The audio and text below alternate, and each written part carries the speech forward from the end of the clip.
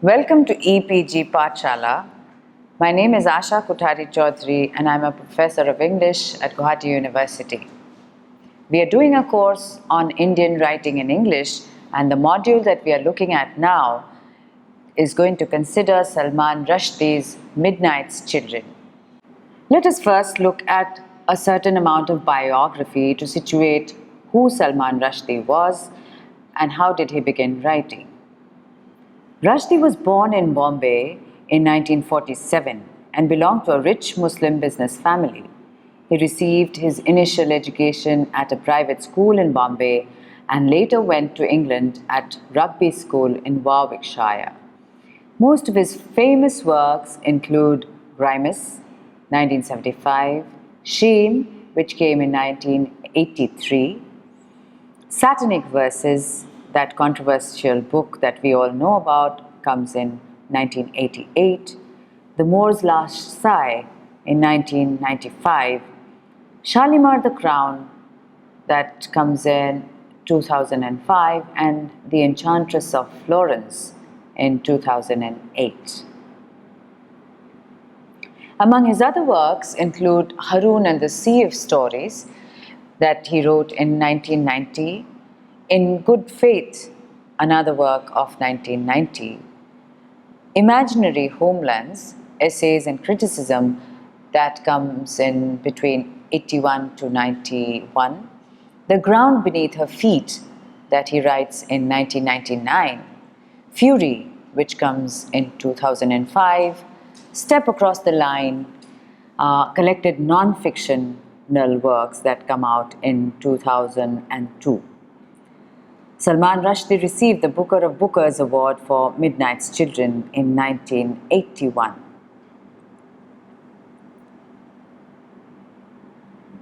In this book, Midnight's Children, which is perhaps one of the most celebrated books of all time, the protagonist of Midnight's Children is Salim, who is born on 15th August 1947. He narrates the story of his life's journey amidst the overarching events of India's history from the independence to partition and even beyond. The hybridity of India is well depicted through the plethora of a narrative heritage. There is extensive use of Hindu legends, Sufi metaphors, Christian and Muslim symbolisms, folk tales, oral narratives, stories of the Prophet Muhammad and Christ. Salim comments that there are many tales to tell, which comprises of interconnected lives, miracles, various places, incidents, rumors, and so on. The story of the novel is an account of Salim's life, which coincides also with the story or the history of the nation. If you look at the narrative of Midnight's Children, we find that the protagonist of Midnight's Children, Salim, is a 30-year-old man who now narrates to Padma the story of his journey of life amidst the overarching events of India's history from the independence to partition and beyond. The novel charts the life history comprising 3 generations of the Sinai family. Salim's narrative begins with his grandfather's return to Kashmir in 1915. He describes the history of his family and the nation moving across time and space, and ultimately brings everything to a culmination with the proclamation of his birth in Dr. Narlikar's nursing home on 15th of August 1947. From the beginning, Salim is aware of his destiny that is closely intertwined or tied up with his country's. Salim begins to hear different voices, and soon he realizes that they are, in reality, voices of people who surround him. To his surprise, he realizes that he has been endowed with a special power, that is telepathy, through which he could easily connect with other children born on that exact moment on the midnight of India's independence. The other children of midnight also possess the same power in them, and Salim, using his own gift, organizes a midnight children's conference. Through this, we come across various problems confronting the newly formed nation. Every action that Salim seems to take is to determine the course of India's history and development, and is in turn shaped by it. When we try to track the themes and the issues that Rushdie throws up in this novel, we look at, say, the role of history and the idea of myth that is apparently the two tropes upon which this novel rests. It is quite apparent that Midnight's Children is an interplay of history, myth, fantasy.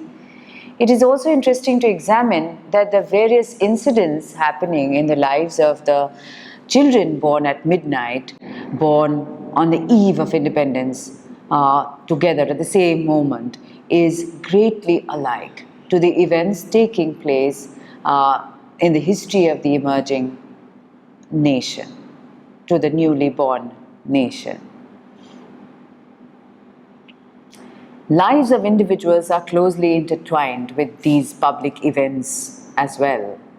The same happens with the Midnight's Children, where Salim Sinai, whose life is also interconnected with the unfolding events that take the nation in its way.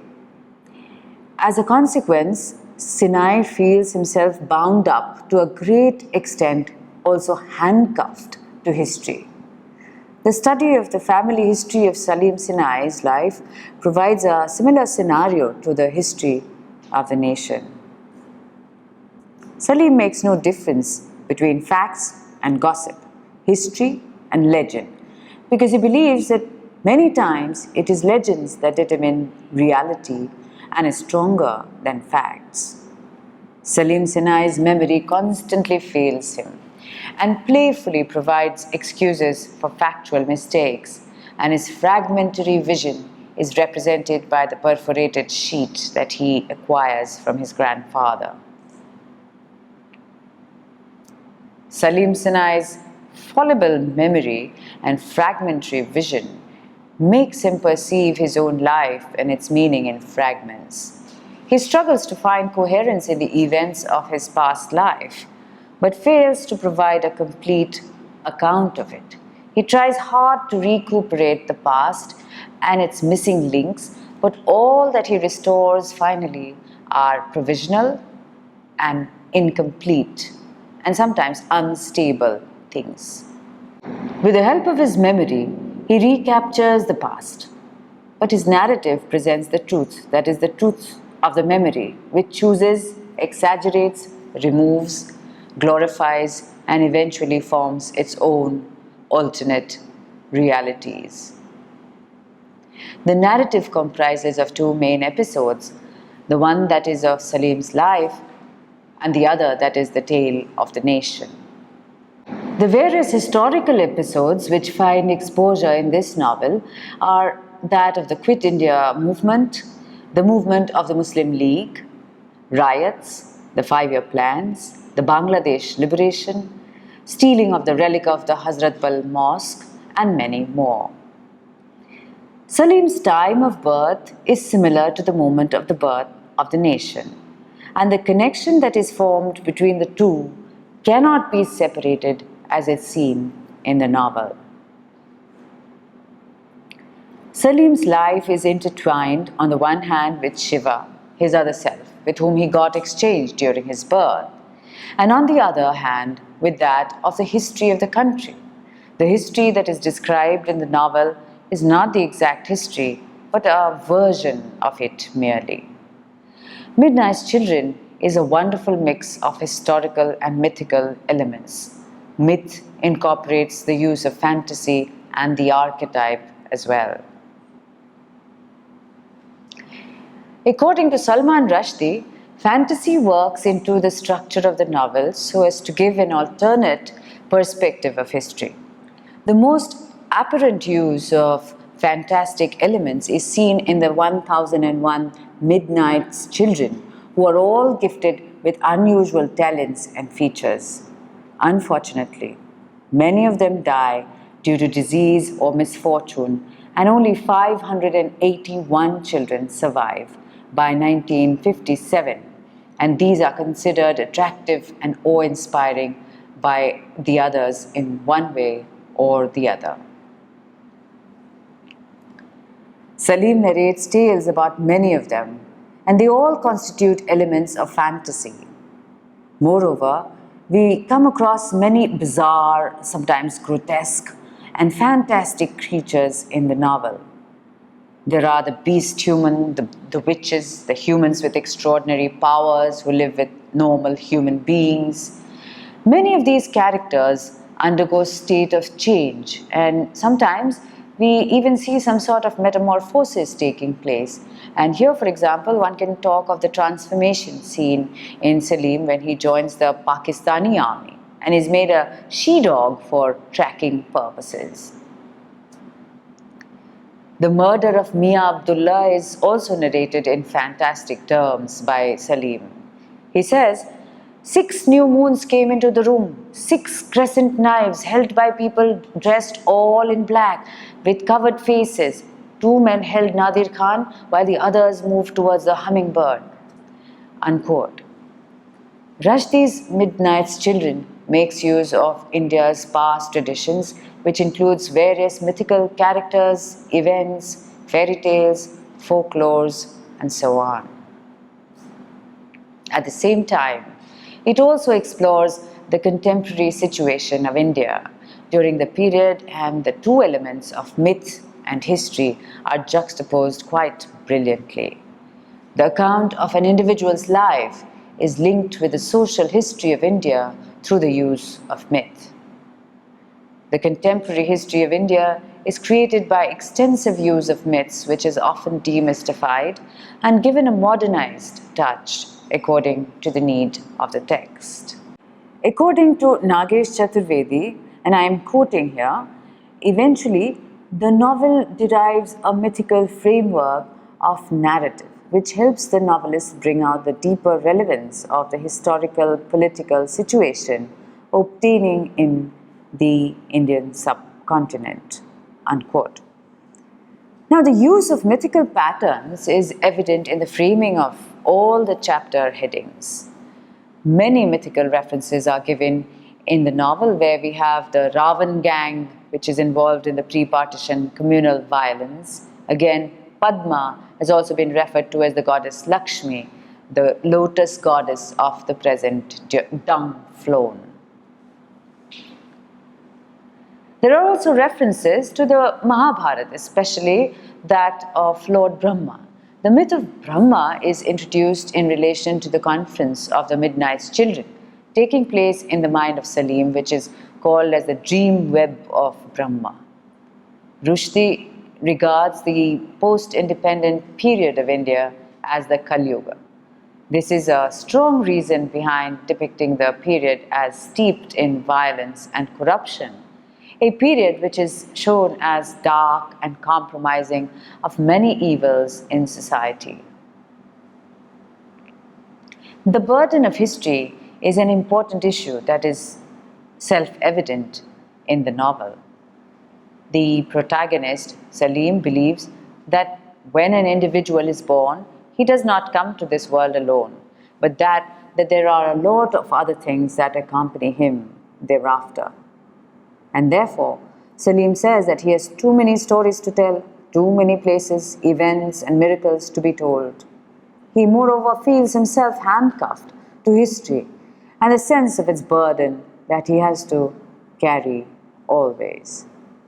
Salim narrates his own personal tale, which we know is far removed from the personal, as his life and fate is determined and tied to the fate of the nation. He finds himself crumbling down under the weight that history puts upon him. Many events in history, starting from World War I till the end of the emergency, has some connection or the other with the personal life of Salim, and his family leaves always an impression upon it. For example, the birth of a new India coincides with the birth of Salim, a midnight child. He then experiences a crack in his skin when he narrates the incidents of the Jallianwala Bagh massacre. Dr. Aziz gets a glimpse of Nasim's face, his patient, whom he marries later on the day the First World War ends. Salim's 10th birthday and the 10th year of India's independence unfolds a sense of loss for both. Salim discovers his mother's infidelity, whereas India is marked by natural disasters like floods and droughts. There are many such incidents that one could relate moments in personal and public history via the narrative of Midnight's Children. The narrative structure that Rushdie employs is the first-person narrative. His narrator is Salim. He is conscious of his important historical role, where his destiny is intertwined with the destiny of the country.